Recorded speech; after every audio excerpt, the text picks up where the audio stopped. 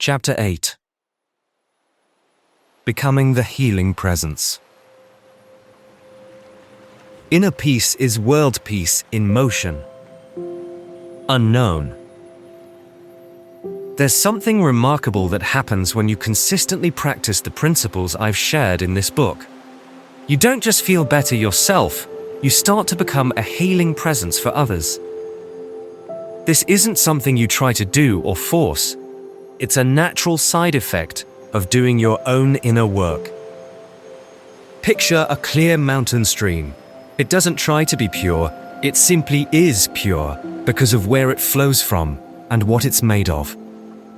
When you do consistent consciousness work, you become like that stream, naturally clear, refreshing, and healing to anyone who comes into contact with you. People begin to feel different around you. Animals are drawn to you. There's an energy that radiates from you that others can sense, even if they can't articulate what it is. You become one who is consciously present, someone whose very existence demonstrates that transformation is possible. Be the beacon of light. Don't condemn if you see a person has a dirty glass of water. Just show them the clean glass of water that you have. When they inspect it, you won't have to say that yours is better. Elijah Muhammad. Some call it the 100th monkey syndrome. Others describe it as a collective group consciousness. I just say, be an example for others through presence, not persuasion. The point is this: be the beacon. Be the living, breathing embodiment of bliss so that others can see it, sense it, and be reminded of what's possible. You don't have to argue with the darkness.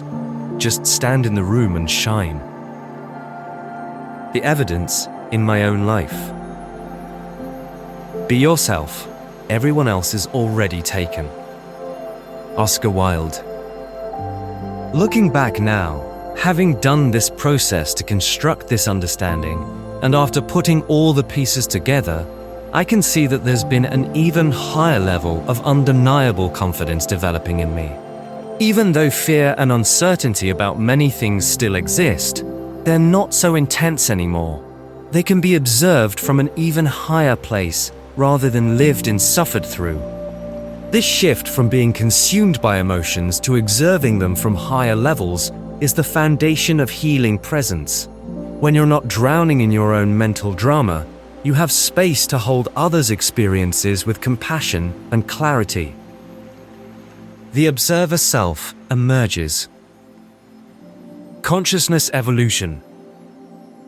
Before, identified with every thought and emotion. During transition, learning to observe thoughts and emotions. After, established as the observer of all mental activity. Result, unshakable presence that others can feel. People naturally love this energy. People will forget what you said. People will forget what you did, but people will never forget how you made them feel. Maya Angelou. As mentioned before, I've noticed that people consistently come to me when they're struggling, and they feel better afterwards. This isn't because I'm trying to be a therapist or guru. It's because I've learned to transform my own darkness into something that can serve others. The key caveat is that this works with people who aren't too stuck in old, non-validated beliefs, religious dogma, rigid thinking, or closed mindsets. I don't cater to that because in various ways those rigid belief systems are often part of the problem. When someone is too invested in being right about their limiting beliefs, they can't receive healing. But people who can think for themselves seem to love this sort of presence. Even others who might initially resist seem to respond well, so long as the intensity is properly calibrated for the individual's mental and emotional capacity. The natural attraction effect. What people sense. Safety. You're not trying to fix or change them. Authenticity. You've done your own work. Peace. You're not caught in mental drama. Wisdom. You speak from experience, not theory. Acceptance. You've embraced your own darkness. The animal connection. Until one has loved an animal, a part of one's soul remains unawakened. Anatole France. Most animals love this energy as well. Dogs and cats especially, tamed and domesticated of course, since they have the most friendly animal-to-human interactions. Animals don't lie or pretend. They sense authentic energy immediately. If you're broadcasting fear, aggression, or deception, animals pick up on it instantly. The fact that an animal is either drawn to or avoiding an individual may say a lot about someone's energy field. Personally, I've never been stung by a bee, bitten by a dog, or really hurt by Mother Nature. This is because I'm consciously not broadcasting threatening energy. Bees attack when they sense danger or aggression. Dogs may as well, and nature will reflect. But when you're operating from a peaceful state, all things respond to you very differently. It's like you're speaking a universal language of peace that all conscious beings can understand, regardless of species. The universal language of energy. What animals sense? Threat level. Are you dangerous or safe? Emotional state. Are you calm or agitated? Intentions. Do you mean harm or kindness? Authenticity. Are you genuine or performing? Life force. Is your energy depleted or abundant? Respect for all consciousness. In every walk with nature, one receives far more than they seek. John Muir. I do kill insects. I do eat animals, and have in many ways played a part in the desecration of the earth. But I understand. Some insects would kill me if they were big enough. Animals as well. Yes, your precious house cat would kill you if it was larger than you. Dogs, maybe not so much, but your cat, for sure. So, I'm not trying to paint a picture of all peace and light bullshit, only the truth. If insects are in my home, I might open the door or a window and give them a chance to escape. I don't like killing even ants, because I recognize their worth, and I wouldn't want someone to do that to me. This isn't sentimentality. It's just the recognition that consciousness exists at many levels, and when you honor it, it responds accordingly. But honor yourself as well, as they too should honor you. Conscious relationship with all life. Balanced approach. Respect. All life has inherent value. Boundaries. Protect yourself when necessary.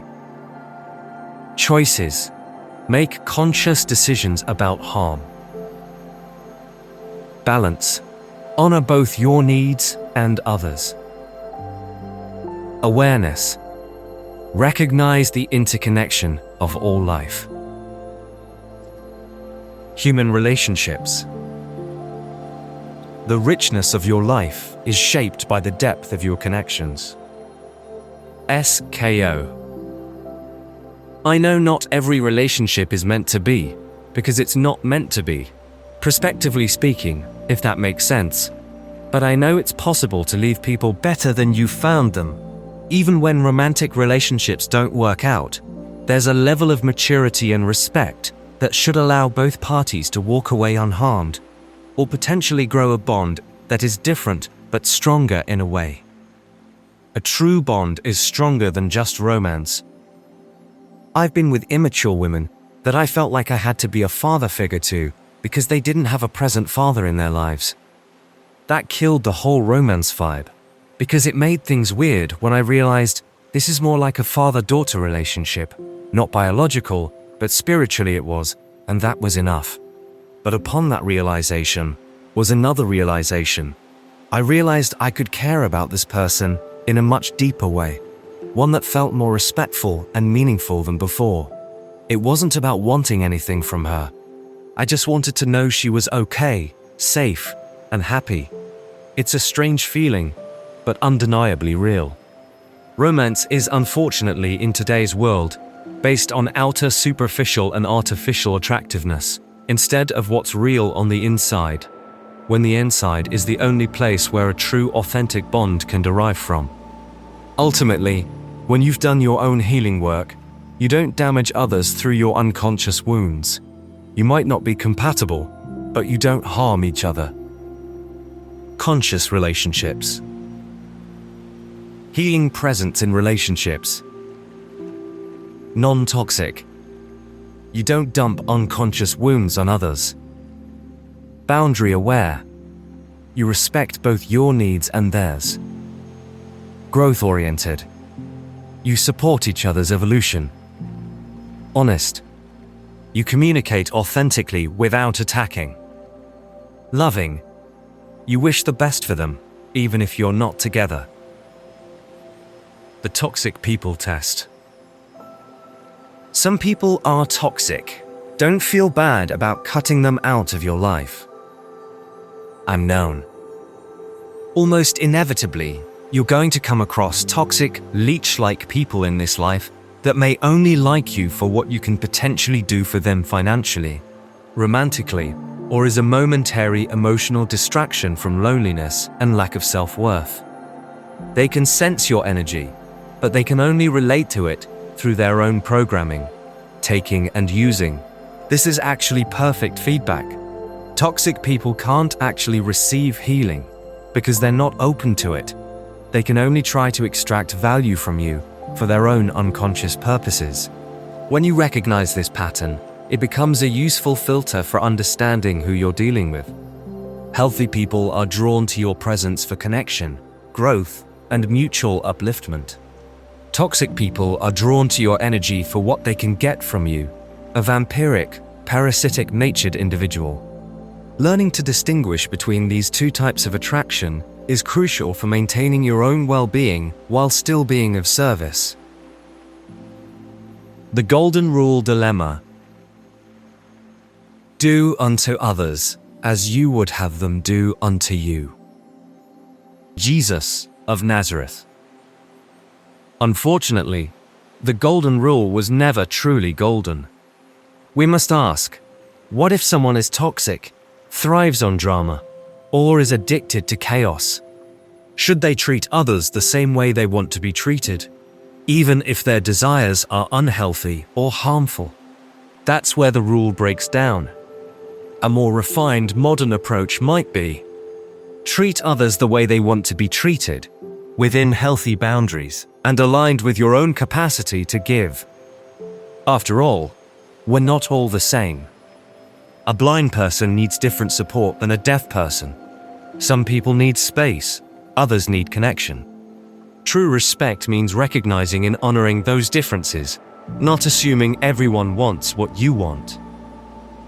You teach people how to treat you by what you allow, what you stop, and what you reinforce. Tony Gaskins.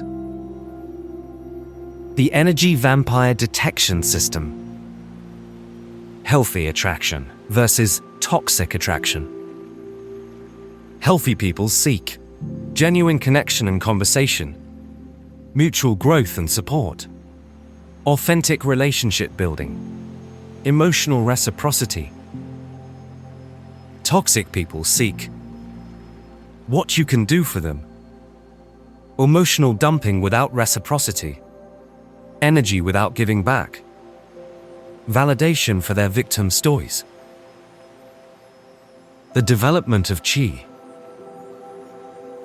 The highest goal of spiritual living is not to amass information, but to face sacred moments. Abraham Joshua Heschel. There's a documentary on YouTube about a man named John Chang, probably not his real name, the Qi Master, a doctor who used acupuncture and other techniques but could literally send his Qi into people, causing them to move or respond uncontrollably. Scientists from around the world performed specific tests with him that validated this chi energy as real and measurable. I believe what people call chi, or healing presence, is simply what happens when you've cleared enough of your own unconscious programming that your natural life force can flow freely. Instead of your energy being trapped in internal conflicts, addictions, and mental loops, it becomes available to serve life. The powers that be don't teach this in schools, churches, or hospitals. In fact, they water it down and make you imagine it's all make-believe and movie stuff. But the scientific validation exists. It's just buried under layers of cultural conditioning that keeps people believing they're powerless.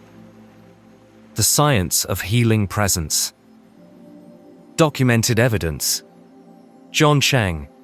Scientifically validated bioelectric abilities. Ring of Fire documentary. BBC. Therapeutic touch, measurable effects on healing rates in hospitals. Prayer studies. Statistical significance in healing outcomes. Meditation research. Changes in brainwaves affect others nearby. Heart coherence. Heart rhythm patterns influence people within 8 feet. The healing field. Your task is not to seek for love, but merely to seek and find all the barriers within yourself that you have built against it. Rumi. When you've done enough inner work, you begin to generate what we could call a healing field around you. This isn't mystical, it's practical. People can sense when someone has done their own work and isn't trying to fix others to avoid their own issues. Genuine compassion that comes from having walked through darkness themselves. Authentic presence, rather than performing spirituality or positivity. Inner stability that doesn't get thrown off by other people's emotional storms. This creates a safe space where others can let down their guard, share their struggles, and sometimes experience healing just from being witnessed without judgment. The components of healing presence. What creates the healing field? Inner peace.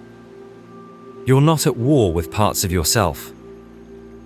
Authentic compassion, born from your own suffering and healing. Non-attachment. You don't need others to be different. Wisdom. You speak from experience, not theory. Safety. Others can be vulnerable without being judged or fixed. The confidence that isn't ego. Confidence is not, they will like me. Confidence is, I'll be fine if they don't. Unknown. The confidence I mentioned earlier isn't ego confidence. It's something much deeper and more sacred. It's the unshakable knowing that comes from having tested these principles under fire and watched them work repeatedly. When you've successfully navigated your own dark nights of the soul, when you've learned to interrupt your own depressive spirals, when you've transformed your demons into allies, you develop a quiet confidence that's not threatened by others' problems or your own temporary difficulties. This confidence is magnetic because it's not based on external achievements or comparisons with others. It's based on knowing who you are beneath all the stories, roles, and identities. True confidence versus ego. Ego confidence, based on superiority over others, threatened by others' success, needs constant external validation, defensive when challenged, collapses under pressure. Authentic confidence, based on self-knowledge and inner work, genuinely happy for others' success, self-validating through experience, open to feedback and growth, remains stable during difficulties. The ripple effect. Be the change you wish to see in the world. A Mahatma Gandhi. Here's what's beautiful about becoming a healing presence. It's contagious in the best way. When people experience genuine healing energy around you, They start to remember what their own natural state feels like. They get inspired to do their own inner work. You don't have to preach or try to convert anyone. Your very existence becomes a demonstration that transformation is possible. Some people will be ready for this demonstration, others won't. Your job isn't to force it on anyone. Your job is to maintain your own state and be available for those who are genuinely seeking. The natural influence effect. How healing presence spreads. Modeling. Others see what's possible through your example. Permission.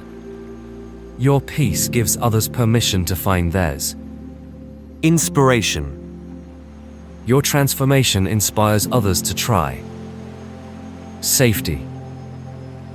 Your presence creates space for others to heal. Contagion. Positive energy spreads naturally like a virus. Pro-ease, going crazy. The responsibility. With great power comes great responsibility. Uncle Ben, Spider-Man. With this development comes responsibility. Once you become someone who radiates healing presence, people will naturally be drawn to you for support. This is both a gift and a challenge. The gift is that you get to participate in the healing of human consciousness on a very direct level. You become part of the solution to the world's suffering. The challenge is maintaining appropriate boundaries so you don't get drained or take on others' problems as your own. You can hold space for others' healing without carrying their burdens. Maintaining healthy boundaries. Healing without depleting. Be available. Present and open when people seek support. Don't rescue. Allow others to do their own work. Set limits. You're not responsible for fixing everyone. Stay centered. Don't absorb others' emotional states. Refer when needed. Know when professional help is required. It's not about perfection. Progress, not perfection. I'm known. I want to be clear. Becoming a healing presence doesn't mean you never struggle anymore. I still cycle through challenges. Still deal with the toxic environment we all live in. Still have to work jobs I don't love to pay bills. The difference is that now I can see the patterns clearly. I can observe depression when it arises rather than being consumed by it. I can recognize when I'm being affected by manufactured toxicity and take corrective action.